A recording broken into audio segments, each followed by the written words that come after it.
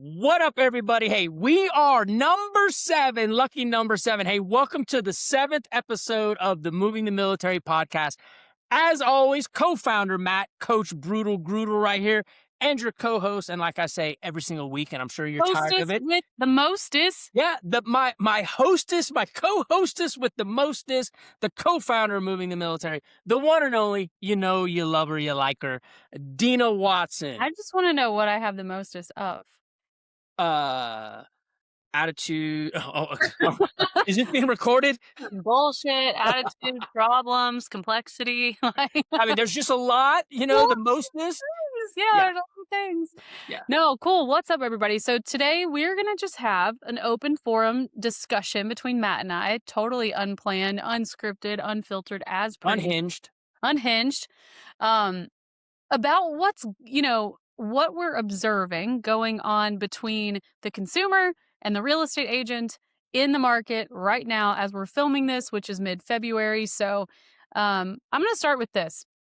What you're noticing right now, and what I'm noticing, Matt, is people are starting to get their orders, and real estate agents, I don't know, have actually woken up to that yet, because I see all these posts in the Facebook groups and all of this stuff, and it seems like everybody is caught on their heels that's happening, and it's confusing because it happens the same way every year. Yeah, and here's the thing that happens with it, right? And I know that I'm going to say this, you know, because, you know, this is just the way I am. You have two opportunities in real estate. You can be a herbivore or you can be a carnivore, right? In other words, you can be a meat eater and a hunter, right? The carnivore, or you can just be a gatherer, right? The herbivore. And what we're experiencing is there's a lot of herbivores out there right now, right? And we have these conversations weekly, daily, monthly. I mean, we have a bunch of them popping up all the time in the different groups. And they are literally waiting for inbound, asking how they get in front of people once they get their orders. Like, we have a lot of people that are just waiting in this market, even though this season happens every single year, almost at the same time. Yeah, the interesting thing for me is that, and I see people ask this question a lot, is how do I get in front of people when they get their orders? And at that point, if you're a real estate agent and you're listening to this, at that point, you're already losing. You're behind, because the moment somebody has hard copy orders, I promise you, they have already researched the area, Googled best agents, found 3 homes that they might want to move into. This is not an audience of people that you guys are dealing with that are unprepared or undergunned. They're not. They're going to outgun you every single time.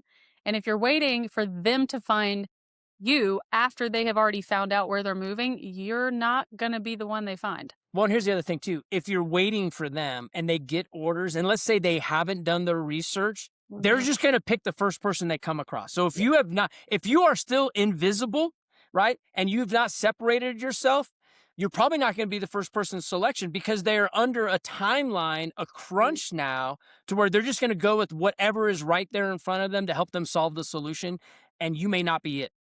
Yeah, at that point, you're playing a popularity contest, and it's just not a place that you want to be, and I guess instead of just sitting here harping on the problem, we can talk about some of the things that people could be doing to get ahead of that. And, you still have time to do that. There's still a wave of people for the next 60 days that don't know that they're moving.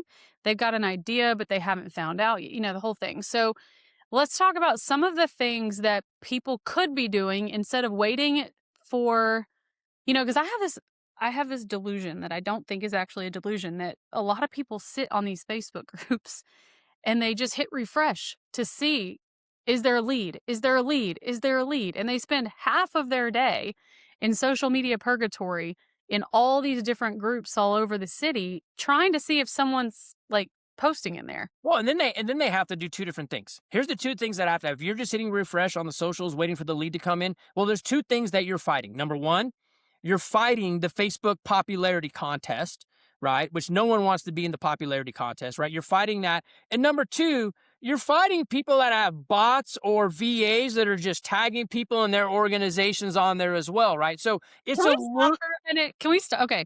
You're in a losing battle.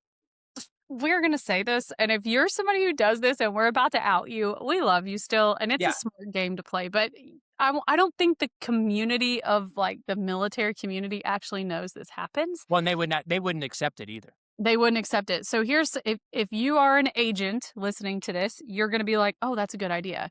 If you're a consumer listening to this, you're probably gonna be like, "What the hell is going on?" So there is a play that is going around, and it has been for years. It's For a just long getting time. there's getting to be less integrity with it now, I think, than there was when it originally started. And I will say this, it's a smart move. If you're a business owner, this is a smart move. However, it has consequences on the back end. There are top agents, teams, groups that are being formed where, in exchange for being tagged in Facebook groups when opportunities come up, you're paying money. So in some examples, and if you're one of them, we're not going to out you, so don't worry. Like, we're not going to call your name out on the podcast. But there are some top teams in the military space that pay military spouses at all these different bases to tag that agent when they see an opportunity. So you've got Matt, you're just like permanently smiling right now because we're like outing some people. Well, but here's the thing, though, and so here's the thing, and We're not absolutely, good. is it a smart play? It sure is, right? But here's the thing. Damn it. In the military niche, authority and trust and authenticity is one of the most important things. Credibility is what gets you in the door. Your credibility gets exposed, and so it may be a short-term win, but it's not a long-term win, right? And so you Mhm. don't want to be in that Facebook popularity contest. You don't want to be Well, competing because against. you're not competing against people who sorry, not sorry for interrupting. Back to me having all the problems at the intro. You're not competing just with people who have used that agent and are tagging that agent because they've given them a referral. Yeah, Or you're not competing with people who have actually used them to buy their own homes. You're now competing with VAs in a different country who are being paid monthly to yeah, tag people. You're also in a competition for people who are part-time, like super part-time stay-at-home moms and just need extra funds are being paid a certain lump sum every month to go in there and tag these agents. So I want you all to realize that when you're playing the Facebook popularity contest as an agent, you're not competing with only people who've actually referred that person. You're competing with however large their wallet mhm. is to pay VAs to tag them in all these groups every time that they're around. I mean, it's wild what's happening in there. Well, it goes back to what I said earlier. Now you're a herbivore competing against people that are actually carnivores coming after you, right? So how do you get around that? Well, you start talking about it early. The other thing too is that, we talk about this all the time is, man, what are the feeder bases? I don't think we spend enough time understanding what are the feeder bases. Like if I'm in Fort Bliss, Texas, right, or I'm in Fort Carson, Colorado, what are the bases that feed in and out? Because I'm going to build referral relationships there, but you know what else I'm going to do? I'm going to start marketing there for the Mhm. agent or for the consumer that hasn't even identified an agent, right? That literally can come to me directly, right? Yeah, So, so, like, where you are is one of ours, so mhm, what he's describing is if I'm an agent, I'm putting an ad at Fort Carson that says, "Are you PCSing to Fort Campbell?" yep, And then when they click on that, it's coming back to me because the reality is that when people see something that is like, "Oh, that's me," they're gonna click on it, yeah, especially if it's a million miles away, yeah. right? So Got orders? Got yeah. orders? Are you about to PCS, ETS retire, relocate your professional services as a professional agent, one that's been in your boots, unpacked your boxes? That resonates. Now they're going to reach out directly to me. Yeah. Yeah, so you can do that. The other thing that you could do, which is actually a longer play, is you can do what you can to be the authority of choice on your city on the internet. So they used to call it Gary Vaynerchuk, Gary V, used to call it becoming the digital mayor. So the goal was, and there are some agents who are killing it with this strategy, but the goal is that anything that's information in your city, kind of like a regular mayor would go to a ribbon cutting at the Chamber of Commerce, you're going to go to a ribbon cutting like an influencer and you're going to showcase the coffee and take a picture of the sandwich and go to the yoga place and talk about the yoga studio. Like, you're going to go into the city and document digitally what's going on in the city that people are interested in. Well, how am I going to know what they're interested in? Go back to the Facebook group and look what they're asking questions for. Oh, you Like, mean so doing this? makes them feel like when they're watching your content, now they feel like a local before they're a local. You're the Yeah. person that made them feel that way, which Mhm. means they're connected to you, they trust you, and now it's easier to have a conversation with them because they're coming to you.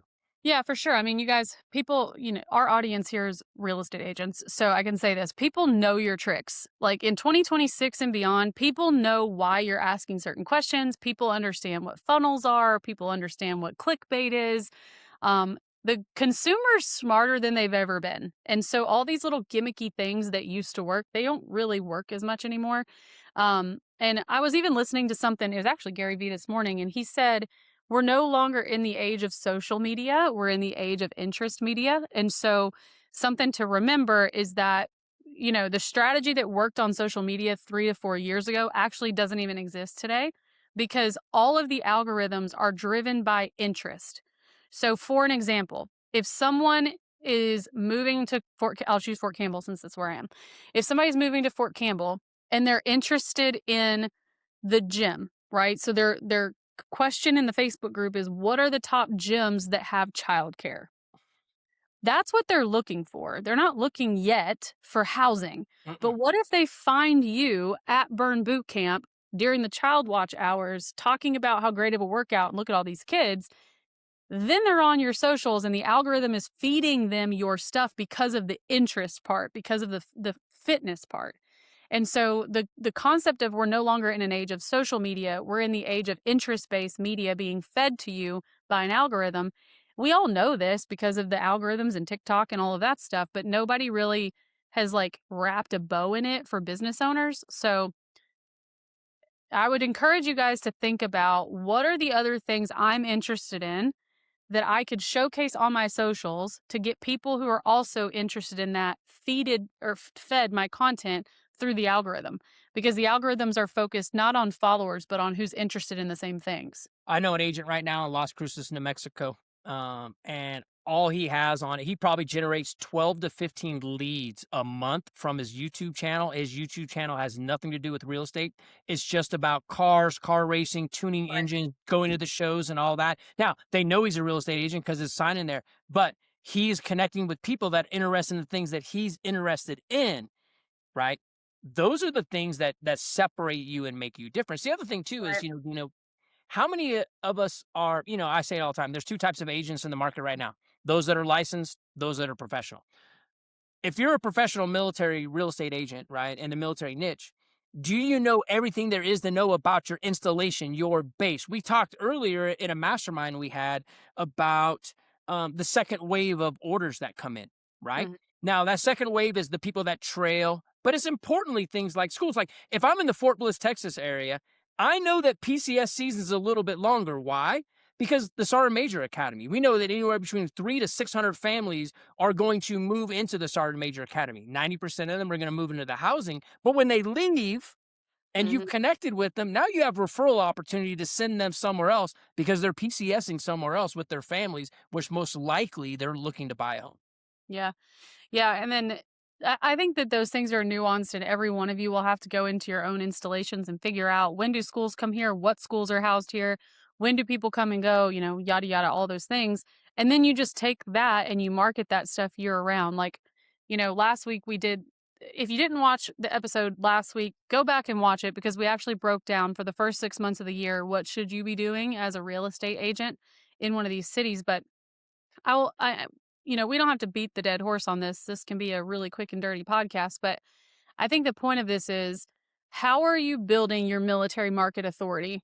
How are you building authority as a professional in your city, not waiting for someone to post that they're looking for an agent so you can jump on it? Yeah. Because I promise you, a huge portion of people who are looking for a real estate agent are not finding them in those Facebook groups. I mean, I'm even seeing more and more where it says, "Here's my question," and under that person's question, it says, "I already have a real estate agent. Don't message me if you are one." Yeah. And I also think that we have to be smarter in our tactics if our gameplay is being the best known in those groups, then how are you standing out with all the other agents that are going to comment? Because in every one of those comments, you're going to get 30 to 50, depending on how big of a city you live in, real estate agents who are commenting the same shit. everyone's saying, "Oh, I'm a spouse," or "I'm a veteran," or "I serve this," or you all look the same. You can't actually comment a video. I don't know if anybody knows this. I don't see anyone doing it. You can take a video and hit play. "Hey, Matt, great question. Here's my thoughts on that. If you want to know more, send me a DM." Well, automatically they're clicking your stuff because it's different. Well, and Or, they're seeing your energy, yeah, they're feeling you, you're connected. It is mhm, so much easier to connect through a video nowadays because that's where we're kinda at in the hybrid world or than a just voice memo. You yeah, could even comment back a voice message. yeah, versus just words written on a piece of paper Yeah. or Or the words back of written on your the phone. hand. Yeah, on the back of your hand, because don't Right. forget you have to do that today. Yeah, I have to register for a soccer Well, I tournament. think there's a massive difference in owning PCS season and just showing up for it. Mhm. And right now, it's mid-February if you're watching this. You still have an opportunity to own the next 6 Yeah. months, right? You can continue to be a herbivore and just wait for it to show up and wait for the come list me's to come, but they're not, right? They will for some people. Or you can actually be a hunter out there and own it. You can own PCS season or you can show up. And there is time right now to still own it. Yeah, and I think, this is me just being a little bit more savage than I would like to be in public. Owning it also, I don't think most of you realize just how under everyone else's skin you would get and in their head you would get if you just did an all-out assault on the internet with content for the next 45 days. If you spent 45 to 60 dedicated days just nailing it with your content strategy, you would be so far in someone's headspace that they would take themselves out Yeah. as your competition. Well, And I just as a reminder, like you don't have to take anybody out. They'll take themselves out thinking there's no way I I can mean, keep we're just being savage today, right? Herbivores and carnivores, right? Hey, Yeah. Oh yeah. carnivores in the military niche, they shape it. Mhm. Herbivores, well, they just kind of react to it, right? Are you going to react to the environment or are you going to shape it? There's still time, like you said, 45-day blitz to shape it. Yeah, I think I'm being honest, I think if anybody in any marketplace that is like most military communities are in middle America marketplaces, they're not in major metros. And so I'm being kind. The mindset of a real estate agent in an average military city is very sleepy. It's very traditional. It's very like, vanilla. Everything looks the same. And if you for the next 45 to 60 days went in there and created more content than you ever thought you would want to, you would be so far ahead in the eyes of everyone moving there that you'd be the only obvious choice because, we like to say at Moving the Military, our goal is to take agents and help them go from invisible to inevitable. And the way that you do that is it's like Survivor. You outplay, you outwit, you outlast. And it only takes 45 days. Yeah. If you did that for 45 days, everybody who's been like resting on their norms would see that you're like getting ahead of them and they would psych themselves out 100%. Well, and the purpose of all of the Moving the Military podcast, all that we're doing, is to help you literally understand because you can't dominate a PCS cycle if you don't understand how it actually works. The Which ones that means go ahead. Yeah, which means dominating it starts in January. It It does. doesn't start in May or No. June. Like you're Yeah. starting that now, and by the time you get to May, you're so far ahead of everybody else, they couldn't keep up if they wanted to. Yeah. They're still trying to understand it and you've structured it and you're dominating it, right? And so that's what it's about. So hey, on this, if you're getting anything from this call of us bantering back and forth and our passion about just being savage and being carnivore, here's the thing. I was Get like, off yeah, "Rah." get off this call today and go out there and understand that PCS season is a year-long cycle, right? Watch the podcast before this. We break it down into the 4 different sections. You have time right now, and that's why we're being so passionate about it, to go out and dominate. Why? Because here's the thing. Deana, moving the military, all we want is for you to dominate. Yeah.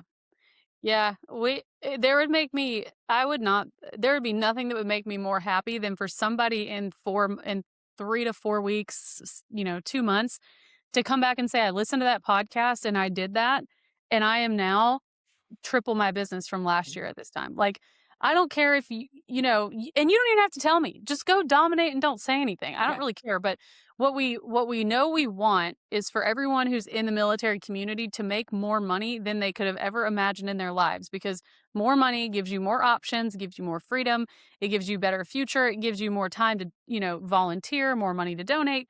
Like, people have vilified money, and I think in the military market, in the military niche, the idea of making a lot of money has never been a consideration to many of you because you were in a service-based industry. You were a civil servant, right, for our country. And you didn't do that because you were going to make six figures. But what we want more than anything is for you guys to live just fucking epic lives. And in That's order it. to do that, you got to make a lot of money. Well, here's the thing, and we'll leave it with this. When you think, I know today is all about PCS season.